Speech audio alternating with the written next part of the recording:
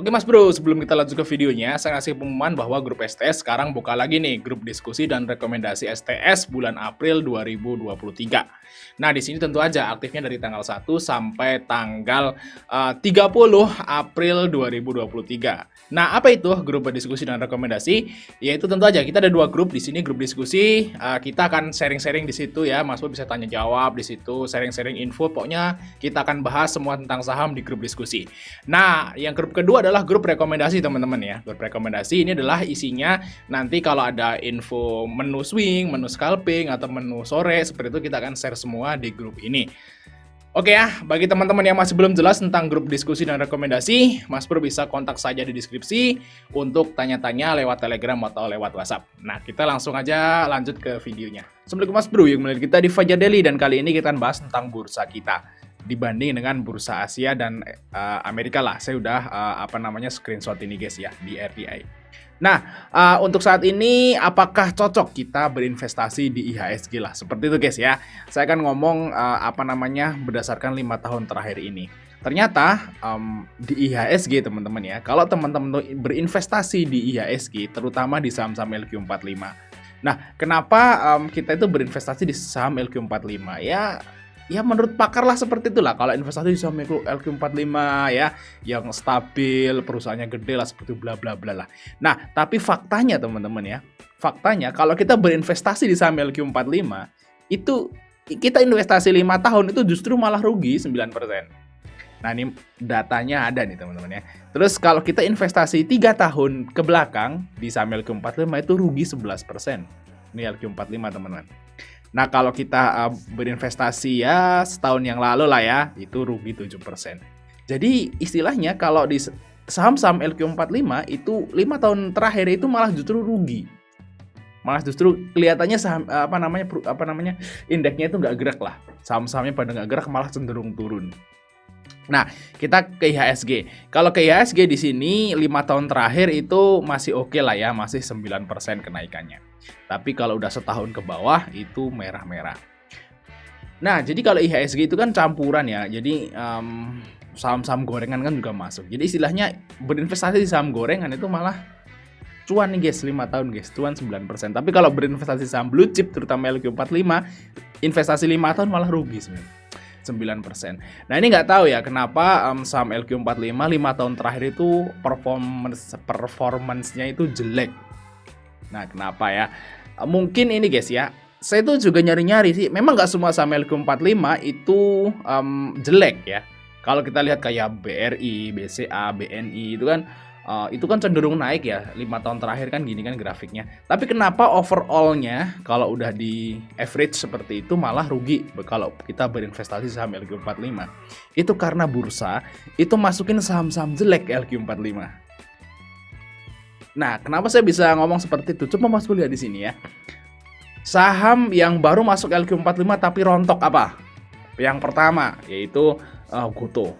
Nah, Gotoh baru IPO langsung dipaksa masuk LQ45. Nah, akhirnya rontok. Nah, ini yang menyebabkan indeks LQ45 jadi jelek. Ya nggak? Terus Bukalapak juga sama. Ya, baru juga belum lama IPO udah dipaksa masuk LQ45.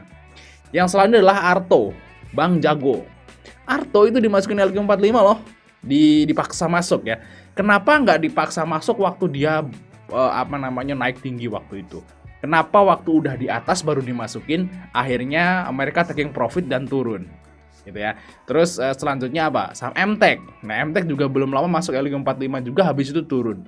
Dan menurut saya sih ini lucu aja guys. Kenapa saham-saham itu dipaksa masuk LQ45 dan setelahnya itu turun? Kayaknya mungkin ada kepentingan lah ya. Saya nggak tahu nih, kepentingannya apa saya nggak tahu, karena ya memang wajar sih ya, semua hal itu perlu sebuah kepentingan, dan ada kepentingan itu bukan rahasia ya, bukan sebuah rahasia bahwa sebuah institusi itu ada kepentingan. Tapi ini terlalu memaksakan lah kalau menurut saya guys. Jadi istilahnya ini akan membuat justru LQ45 itu terlihat jelek di mata masyarakat yang mereka itu lihat indeks. Oh, ternyata kalau kita invest di LQ45 tuh malah rugi ya, gitu ya.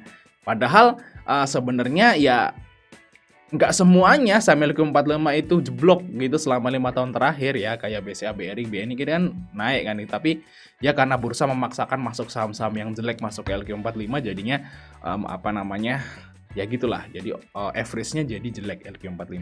Nah kalau kita bandingin ke apa namanya bursa-bursa di dunia yang lain, contohnya di Dow Jones nih guys, Dow Jones ini Amerika guys ya, ini LQ45 kayak LQ45. Kalau kita investasi di Dow Jones, rata-rata sahamnya 5 tahun terakhir itu naik 22%. Nah kalau kita ke Tokyo, ini guys ya, Nikkei Tokyo, itu 5 tahun terakhir, 3 tahun terakhir masih pada hijau. Nah kalau kita ke Shanghai nih di Cina guys, 5 tahun terakhir memang merah tapi nggak semerah LQ45. Ini masih 5%. Terus kalau 3 tahun terakhir masih juga profit. Tapi kalau Mas lihat di sini LQ45 itu merah semua. Mau investasi 5 tahun, 3 tahun, setahun, 6 bulan, 3 bulan, semuanya merah di LQ45 untuk saat ini.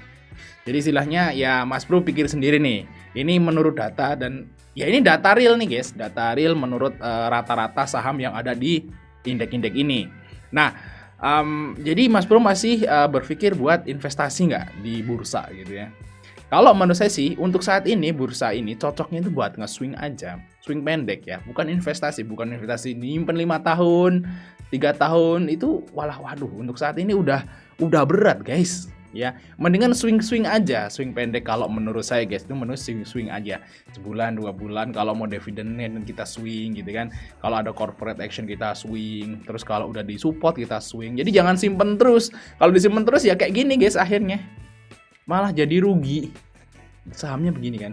Nah, seperti itu guys. Jadi mungkin kalau apa namanya zaman dulu Pak Lo gitu kan tahun 90-an, tahun awal-awal 2000 itu mungkin iya ya IHSG-nya atau LQ45 lagi gitu ya, lagi naik, itu buat investasi cocok. Beli tinggal tidur. Kalau dulu iya, saya percaya kalau dulu beli tinggal tidur oke. Sama-sama LQ45 gitu kan. Kalau sekarang udah beda. Sekarang posisinya udah begini. Kalau beli tinggal tidur, terus 5 tahun lagi bangun, nggak gerak sahamnya. Cuman naik dikit malah bahkan turun, kan gitu kan. Nah, berarti kalau menurut saya sih untuk saat ini metode yang cocok tuh swing aja, ya. STS, swing trading saham. Oke Mas Bro ya, mungkin itu aja sih pembahasan ngobrol Satowi hari ini ya. Semoga hari ini IHSG mulai hijau ya dan lanjut naik lah ya biar nggak merah-merah kayak gini ya. Semoga LQ45-nya minimal 1 year-nya lah hijau lah ya, biar nggak merah seperti ini, biar apa namanya para investor tuh balik lagi ke saham LQ45 gitu. Beli lagi, wah menarik nih hijau ya. Ini kalau merah kayak gini nih udah males mau beli guys, matanya sakit. Oke ya, sampai ketemu di video berikutnya teman-teman.